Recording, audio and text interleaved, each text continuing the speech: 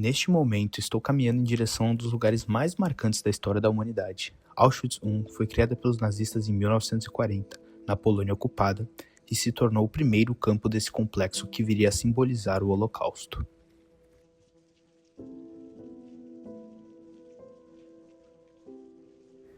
Enquanto me aproximo deste portão, é impossível não imaginar o que milhares de pessoas sentiram ao chegar aqui.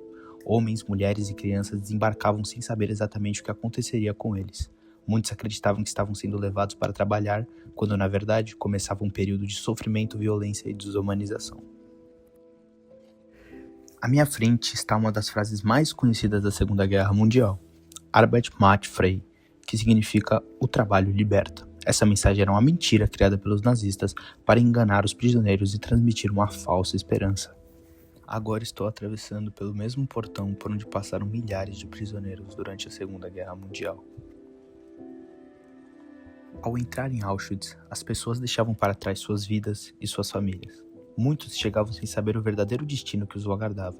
Eram registrados, tinham seus pertences confiscados e eram submetidos às regras impostas pelo regime nazista.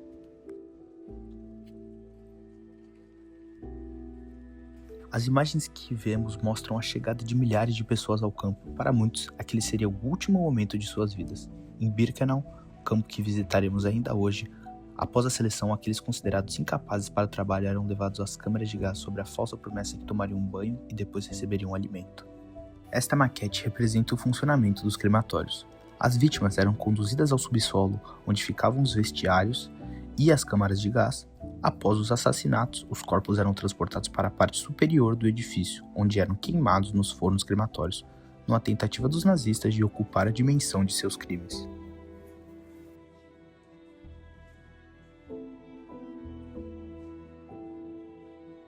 Aqui também estão as latas de Zyklon B, o pesticida utilizado nas câmaras de gás. Auschwitz I era composto por diversos blocos que desempenhavam diferentes funções dentro do campo. Entre essas construções, milhares de prisioneiros viveram sob condições desumanas, enfrentando fome, doenças, trabalho forçado e violência diária. As guaritas permitiam a vigilância constante dos prisioneiros. Cercas eletrificadas e soldados armados tornavam qualquer tentativa de fuga extremamente difícil, e muitos que tentavam escapar eram executados.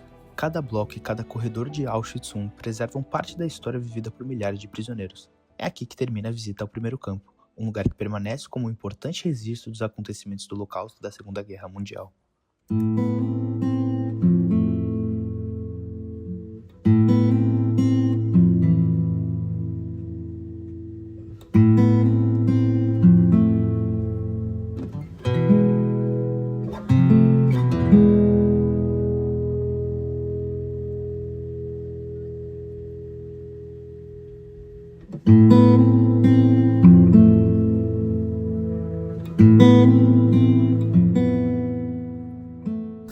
Pessoal, a gente tá no campo, não sei, aqui foi o único lugar que eu consegui filmar o rosto porque é aberto, é mais vazio. Lá tava difícil porque ficava meio chato. A gente tá aqui em Birkenau, é o segundo campo de concentração, porque aquele primeiro, na maioria, eram os poloneses que eram presos lá.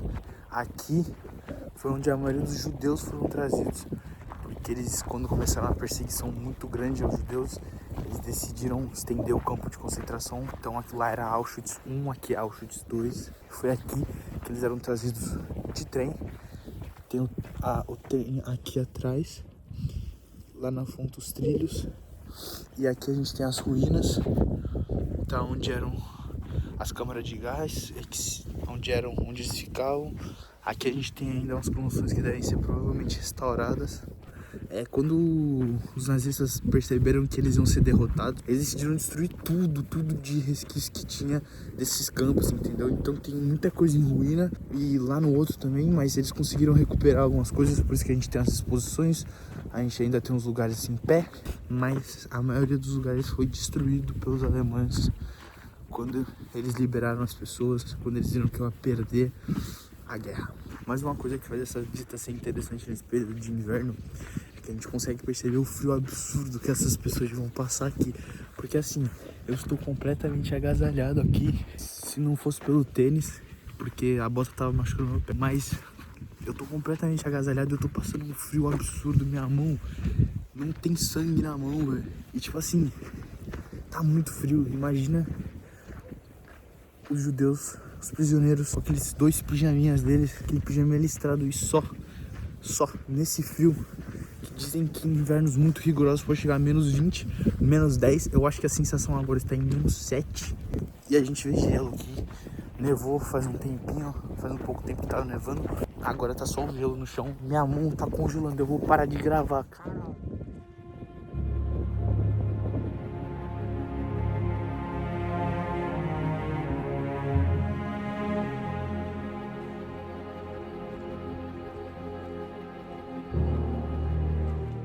Birkenau foi construído em 1941, como a expansão do complexo de Auschwitz. À medida que a perseguição promovida pelo regime nazista aumentava, principalmente contra a população judaica, Auschwitz I deixou de ser suficiente para atender aos planos do governo alemão. Foi então que surgiu Birkenau, um campo muito maior e planejado para funcionar em uma escala jamais vista até aquele momento. Ao observar a extensão desse lugar, é possível entender que nada aqui foi construído por acaso. Cada setor possuía uma função específica dentro da organização do campo. Existiam áreas destinadas aos alojamentos, setores de quarentena, espaços administrativos, locais para armazenamentos de pertences confiscados e regiões onde funcionavam os crematórios. Birkenau chegou a ter mais de 300 barracões distribuídos por diferentes setores. Homens, mulheres e famílias eram mantidos separados e a cada área possuía uma administração própria. A rotina era controlada nos mínimos detalhes pelos oficiais da SS.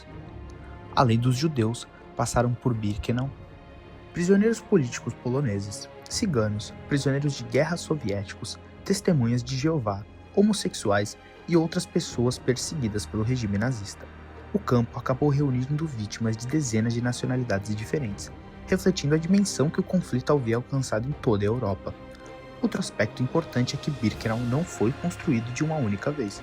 O campo cresceu conforme aumentavam as deportações, novos barracões, cercas, torres de vigilância e estruturas eram constantemente adicionadas para ampliar sua capacidade. Hoje, grande parte dessas construções não existe mais. Antes da chegada do Exército Vermelho, em janeiro de 1945, os nazistas destruíram diversos edifícios, especialmente aqueles ligados ao extermínio, na tentativa de eliminar as provas dos crimes que haviam cometido. Mesmo assim, as ruínas preservadas ainda permitem compreender a dimensão desse lugar. Percorrer Birkenau é perceber como toda essa estrutura foi planejada de forma organizada e sistemática, mais do que um campo de concentração. Este foi um dos maiores centros de extermínio da história, tornando-se um dos principais símbolos do Holocausto.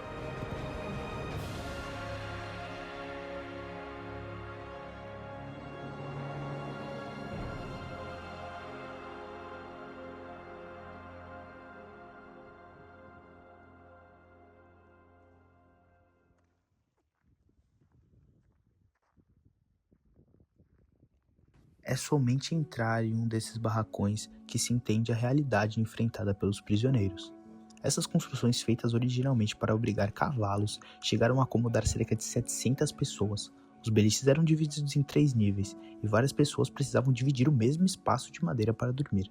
Quem ficava na parte de baixo enfrentava condições ainda piores, convivendo com a umidade e, muitas vezes, com os dejetos que escorriam dos níveis superiores. Somados à fome, ao frio, à falta de higiene, esses fatores faziam que a doença se espalhasse rapidamente dentro das cabanas. Sobreviver por aqui, por si só, já era uma luta diária. Auschwitz não é apenas um lugar para ser visitado, mas uma história que precisa ser lembrada.